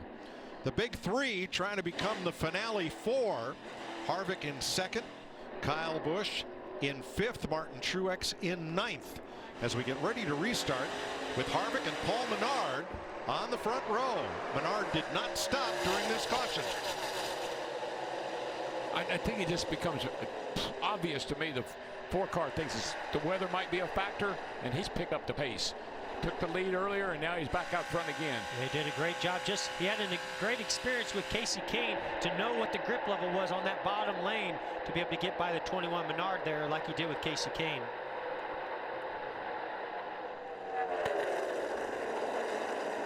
Boy, Kurt Busch from the inside ends up 4th. Big advantage there to starting outside. Yeah, Mike, you get pinned down and bogged down. Is really what happens. And you just can't get a nice smooth run up off the corner. Well, these corners are so fast. You want to put as little wheel input and turn those front tires as little as possible so it doesn't upset the back of the car. But so hard to do when you got to go to the bottom of the racetrack. Busch brothers 4th and 5th behind Harvick, Menard, and Boyer. 7th place. A couple of young guns. Last year's Rookie of the Year, Eric Jones in the 20.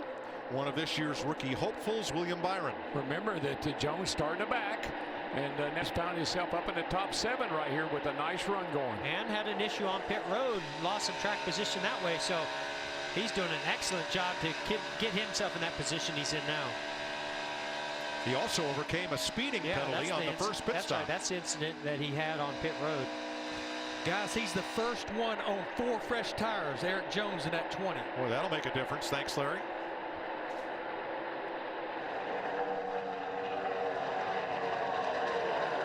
Still see sparks flying off the left front of the 9 car. Casey Elliott there, or Chase Elliott, I'm sorry. Yeah, give him some credit too. Remember, he had that flat left rear tire coming to the restart not too long ago. He's 13th right now, so in pretty good shape. Sure those sparks are from the car? Something's sparking. There you go. Fox Sports and the teams on pit road all have predictive weather apps.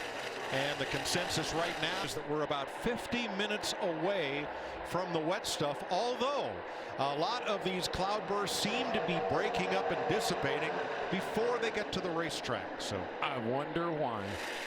Regan. Well, we see Eric Almirola just on the screen a minute ago there. He is still struggling to fight his way back after that early mishap on pit road. He slid through his box and didn't have his brake lever adjustments quite where he wanted them. That's exactly what Johnny Klossmeyer, his crew chief, has been worried about. He said we lose spots on pit road, which puts us in a hole on the racetrack. It makes it very difficult to adjust on this race car. He's trying to fight his way back forward. Currently 17th, 6.5 seconds off the lead, right behind Alex Bowman.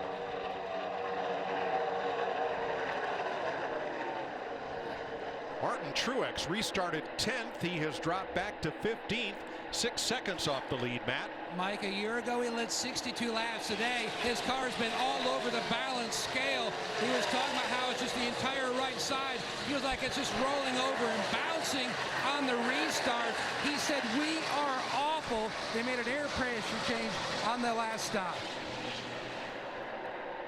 Thanks, Matt. 95 laps complete. Chase Elliott just gets around Joey Logano there. Yeah, Joey made a nice move on Chase Elliott. Chase Elliott said, no, I'm not having it. He did the crossover. Sparks fly on a humid day in Michigan. Kevin Harvick out front of Paul Menard.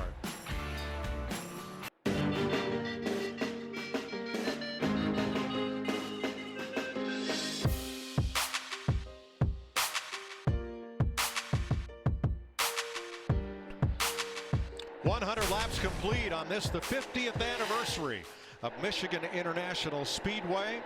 Ronnie Bucknam won a USAC race to open this track. Cale Yarborough, the first NASCAR winner. They also raced Trans Am here when this track initially opened west of Detroit. Here is third, fourth, and fifth behind Harvick and Boyer. Kurt Busch has moved in front of Paul Menard.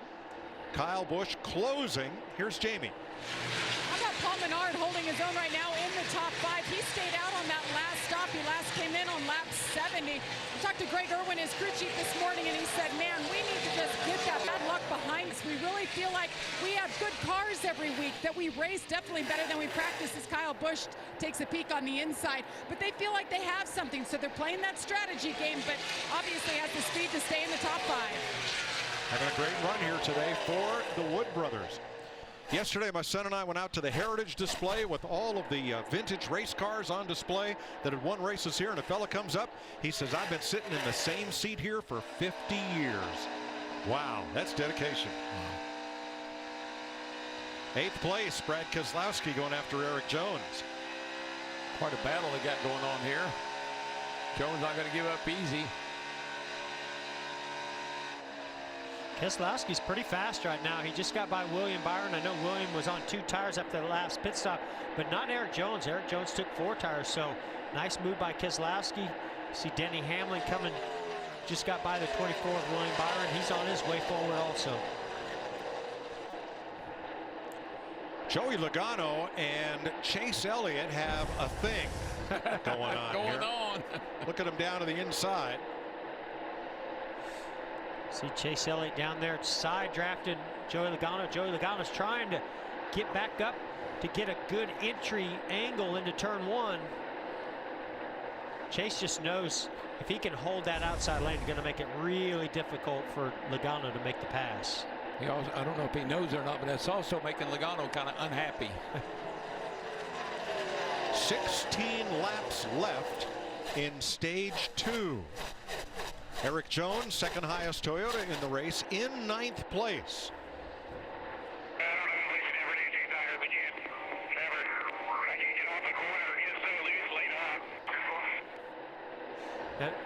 We have it as he took 4 tires, so I don't know if that's an earlier radio communication or maybe they only took 2. That. Okay. No, we're hearing they just took 2 on the last stop.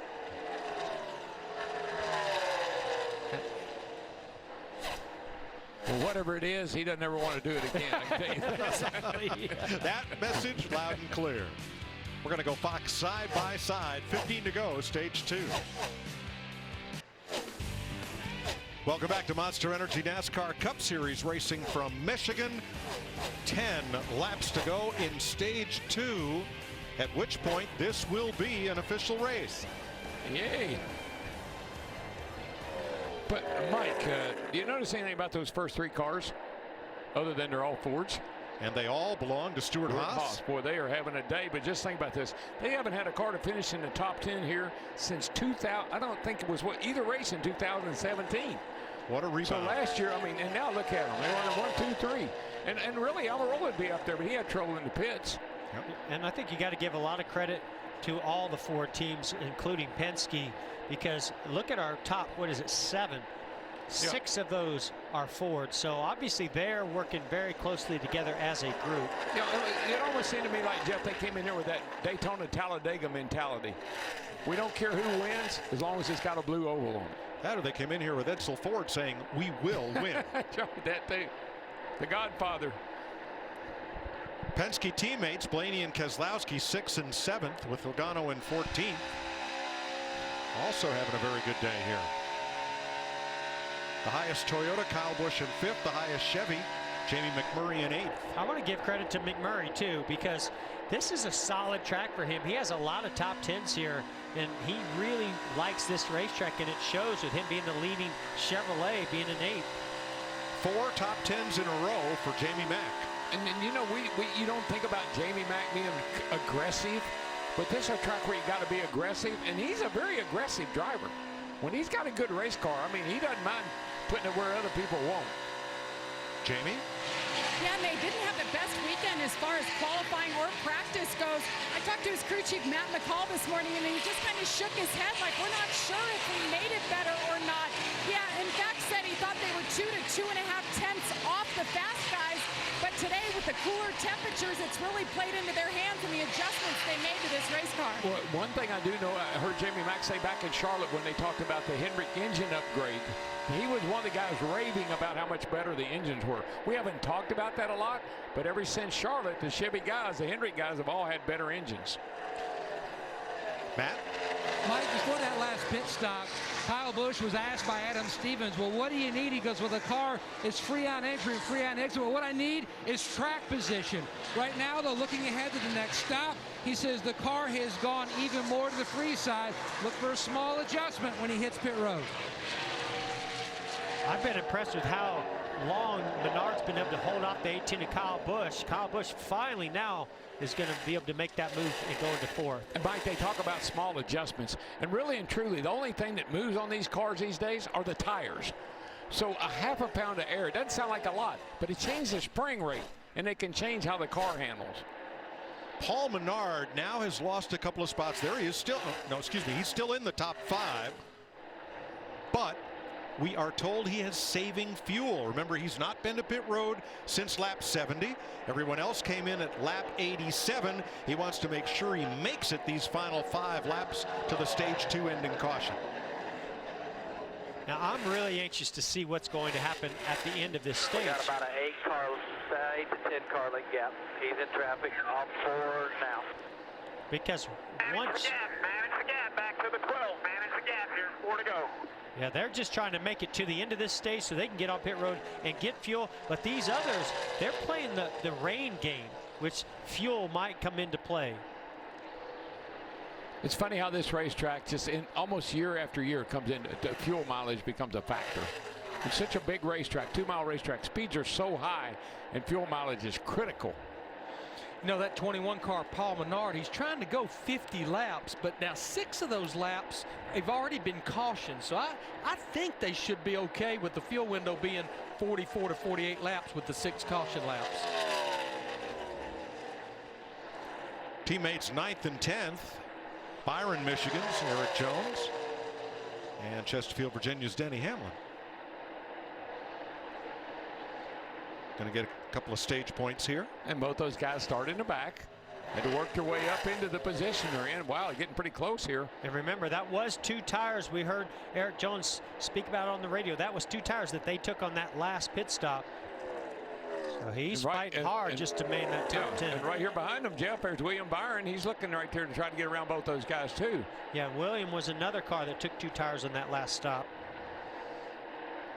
Pits are closed for the final 2 laps of each stage to prevent somebody from short pitting and then inheriting the lead when everyone else comes to the pit road under caution. While all that's happening, Kevin Harvick has 5 runner-up finishes since his only career win so far at this track, August 2010.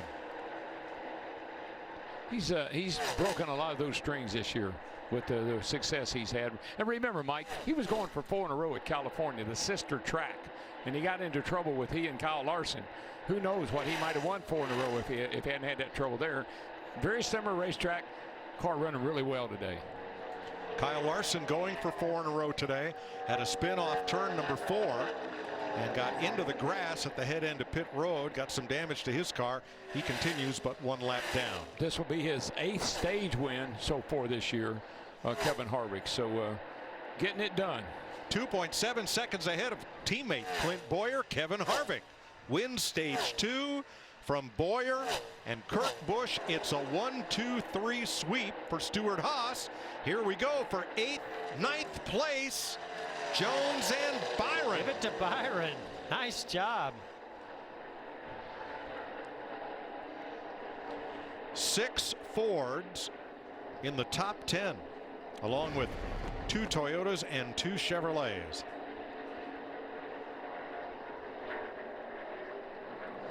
"80 laps complete. We have an official race. Let's go to the Hollywood Hotel for this Coca-Cola race break. All right, thank you, Michael. And this year, there are more names and more ways to share a Coke this summer. 20-ounce bottles of Coca-Cola flavors that have Share a Coke stickers. For every sticker peeled, fans can unlock a chance to win special experiences throughout the summer via Coca-Cola's Sip and Scan program. So grab a Coke and a smile, and good luck. Quick recap. After more than a 2.5-hour rain delay, some problems on the track. Ryan Blaney wins stage 1, his 4th of the season. Then on lap 66, Martin Truex gets loose. Way loose in the middle of the pack, and that made other drivers have to take evasive action. Around goes Daniel Suarez. Daniel loses a lap here through this exchange. He has some contact with Paul Menard. Then lap 86, Kyle Larson loose. He was running 8th at the time, and this is a dramatic spin. Yes, it is, and he's very fortunate they didn't tear the nose off that car right there. We saw the jolt from the in-car. Kevin Harvick wins this stage, but it's put Larson in a real hole to try to come back and win. And Kevin Harvick is the only one of the 6 different leaders who've led today who already has a win this year. Toyota has not led a lap. We have pit stops coming. We have rain coming. May not get to the end of this. What's the thinking? That's just strategy. Do we get 2 tires here? Do we have to get 4? The rain is coming, but we could get to the full distance. These crew chiefs might have to take a chance here to get some track position. Let's head down to Mike Joy as pit road is open. Thanks, Chris. Pace car leads them off turn number 4. Lead lap cars led by Harvick, Boyer, the Busch brothers, and Menard make the sharp turn to pit road. Regan. Brad Keselowski's team was caught off guard that many cars took 2 tires on the last pit stop. That put him back in the pack a little further than they wanted to be, but he was the fastest car for at least the last 10 laps that particular run. He needs to be just a little bit tighter right here. Jamie? Paul Menard's team breathing a sigh of relief. They were so close on fuel he was saving just to get into his box, but Greg Irwin happy. He said, let's pit the heck out of this thing and hold that track position. A 4-tire stop, Matt. Great opportunity for the SHR pit crews to shine here. Boyer's already away. He was too tight that run. Harvick said his car needs to turn better, but it was much better that run. Let's see if Kurt Busch's team can get him off pit road. Nope. Great battle, Mike. It'll be Boyer winning the race off pit road with 2 tires. Harvick and the Busch brothers. 2-tire change. That'll be interesting. Yeah, let's dial up our stage winner there. Kevin Harvick, this is Jeff up in the Fox Sports booth. You got me? Yes, sir. Well, congratulations, man. I believe that's your 8th stage win. Kind of making it look easy out there. But with this rain kind of in the area, how do you mentally approach the rest of this race? Are you racing the rain? Are you going to be more aggressive than normal? I think that these restarts are, really the most important thing. I knew those last couple restarts that we needed to do all we could through 1 and 2 to try to get the lead. So it worked out there, and hopefully we can do that again on 4 tires here through 1 and 2. And everybody on our Jimmy John Sports has been doing a great job. Had a good day on pit road, and just got to keep it rolling. Got to stay up front, keep that track position. It's tough to pass. All right, good luck the rest of the way. Thank you.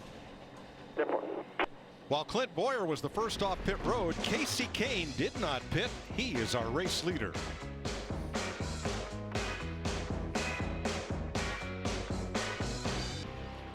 Casey Kane is now pitted. That makes Clint Boyer our leader. Here's today's Credit One Bank ones to watch. Well, Mike, I got my eye on the guy going for his 6th win of the season, 43rd of his career, and you guessed it, I got the first pick. Kevin Harvick. Well, Jeff, I'm going to give a call out to William Byron, that 24 car. He's looking to maybe get his 2nd top 10 finish of the year, by far the best Hendrick Chevrolet driver today. The guy gives me such a hard time. I don't know what I'm thinking, but I'll take our leader right now, Clint Boyer. He gets his 2nd win this year. On a day when it's been so tough to pass, Kyle Busch from the back to row 2 outside, watching an awesome, exciting restart from Busch. He wins today. Pole man, Kurt Busch. They make the right adjustments. He's got speed. Pace car hits pit road.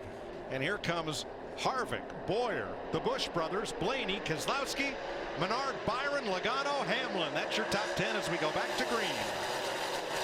Well, we've seen Harvick do it masterfully every time that he's gone up against somebody on 2 tires, and he's had 4. Let's see if he can do that again, and it's going to be close if he can clear his teammate Boyer. No, he doesn't do it. I think he wanted to slide up in front of Boyer, but I think Kevin Harvick knows a lot like I do. That 14 car wants to win this race today.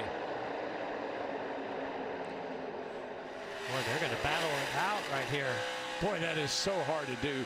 Side by side, we've seen what happens when you get side by side with another car. The guy on the bottom gets a little loose. Harvick jumps in behind the 14, follows him down into turn 1 at 220 miles an hour.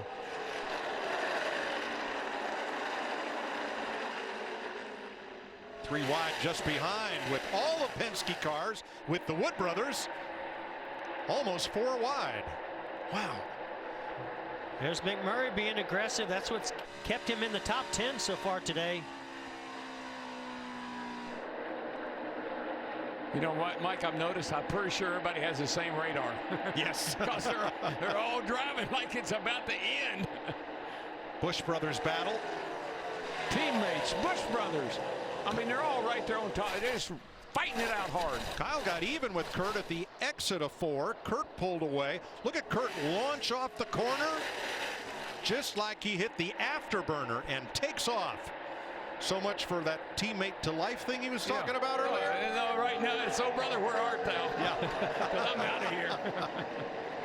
For the lead, Harvick has the inside on Boyer. One more time.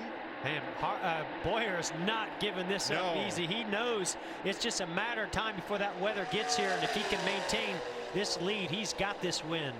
Well, those 2 cars have really quite equal. Even though Harvick's been leading by a good bit, Boyer's been back there running second, running about the same light times. Dun-dum. Battle for the race on the right against Mother Nature, and Ricky Stenhouse in turn 2. Is in the wall. Boy, not a good day for Roush Fenway Racing. Whoa! Whoa! Who was that? Nothing else coming.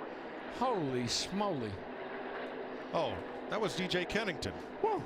He's had a tough day. He's gotten the free pass twice, and he almost got Stenhouse. Boy, I tell you what, Stenhouse, has he not had a tough time this year? He's lost 2 or 3 cars in practice and had trouble, you know, spinning out here today. What was he running? 21st, I think. Not running all that bad, but not good result. I believe that'll be a break for Kyle Larson. He'll get back on the lead lap with this, the 8th caution flag of the day. Been a tough day for Roush Fenway. All right, let's go back to turns 1 and 2 and the 17. Yeah, we see him back here. Looks like that's Casey Kane behind him. Gets close to the rear bumper, the 31. Casey just gets in his left rear a little bit. He was going to turn down. Stenhouse was going to turn down to try to make that pass. Casey Kane was there. Looked a little like Stenhouse might have had to pedal it for Ryan Newman just in front of him. And I think that's what Kane saw, was he saw where the 31 was backing up a little bit, started to go low, and so did Stenhouse. Yeah, that's not on. That's not Ricky's fault. That's just racing. That's a racing that was deal just there. Pure racing. But boy, was this close. When he comes down the racetrack, yikes. Kyle Larson's view. Stay low, keep coming. No caution yet, yellow zone, half back inside 37. And now you'll see DJ Kennington make a quick move. I guess that wasn't as close as we first thought. No, it was close. I'm impressed with that move he made, that it stuck. They're running about 180 off that corner, and you got to make an evasive action like that. That's close. Wow. 70 laps to go in Michigan. Can Clint Boyer hold off Kevin Harvick and the Busch brothers? We'll see.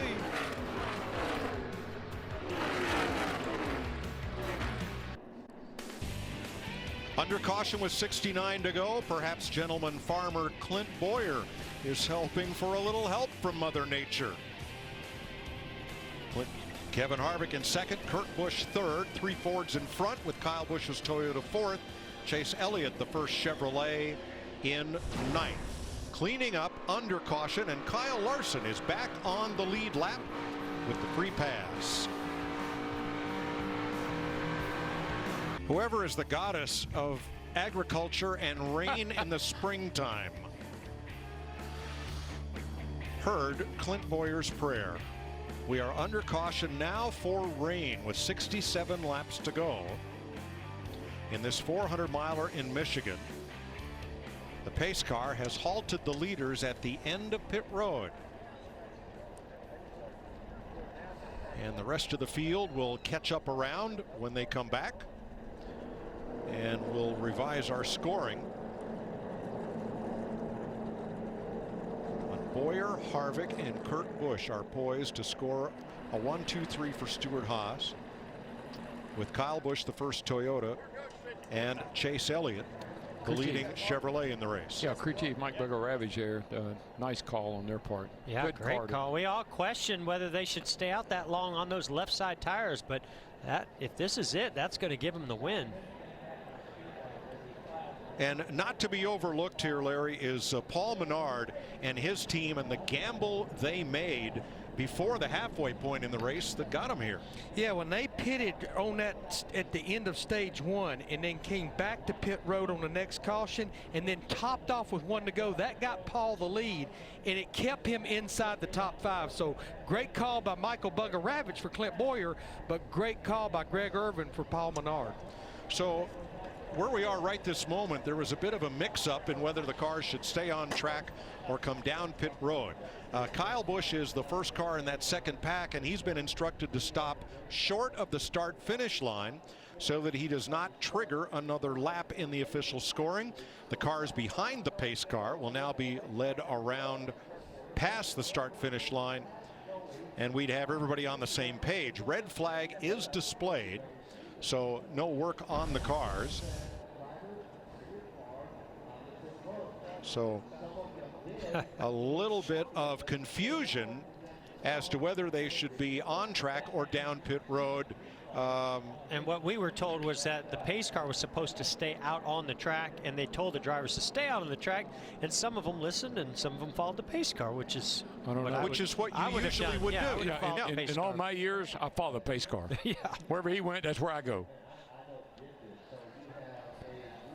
We'll sort this out in a minute. Well, we know Kyle Busch doesn't always follow the instructions or the pace car. Pace car doesn't know what he's doing. I guess that's a fact.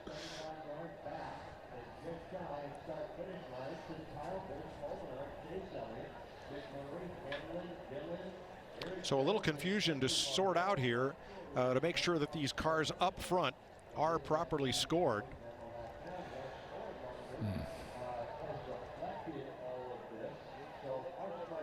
And it looks like a couple of drivers climbing out. Yeah, I'm not sure about this. Well, we're under the red flag, which they are permitted to do since we're under red. I think now that's red, they'll figure out all the scoring, and more than likely this will be the end of it. Well, yeah, I agree with that. Well, you have a couple ways to look at it. One is that it took a long time to get this race started, get the track dry, and get it going. And they've called it. Clint Boyer and Mother Nature win Michigan. Yeah, baby. Mike Ravage, he's excited. That's their second win this year, guys.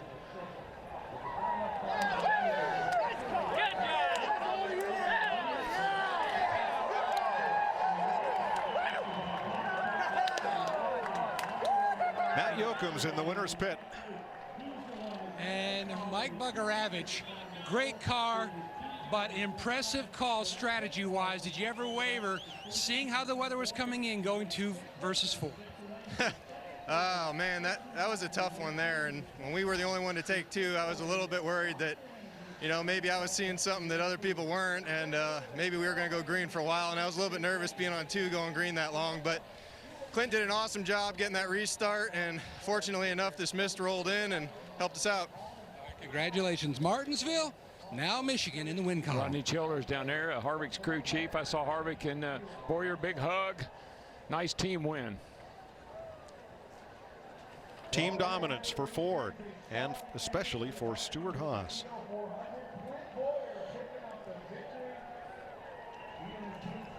Let's go back to the last restart and show you just how hard Clint Boyer fought to hold that lead. Well, Mike Bugoravich may have made that call to get 2 tires, but to me, Clint Boyer did an awesome job holding off his teammate Kevin Harvick on this restart, and it all happened right here in 1 and 2. Harvick starts to take the lead, but look at Boyer fight back and get to that quarter panel. I mean, right there, Harvick may have been able to push the issue. Yeah, he could have come up, but it is his teammate. But it's not over yet. Hey, watch the 4, Kevin Harvick. He fights back. Watch his 14. He shoots. He gasses that thing up and shoots right back up alongside the 4 car. Even loosens up Kevin Harvick a little bit. Now that's some aggressive driving. Absolutely. And the spotters on the roof above us, their view of turn 2 is no better than ours. Between the cloud and the mist over there, that would have been a tough call to clear Kevin Harvick up the racetrack. Certainly aggressive on the Boyer's part, but also very respectful on Kevin Harvick's part. I'm not sure if that hadn't been his teammate, the results may have been a little different. Well, Clint Boyer taking home the checkered flag is today's Sunoco fueling victory.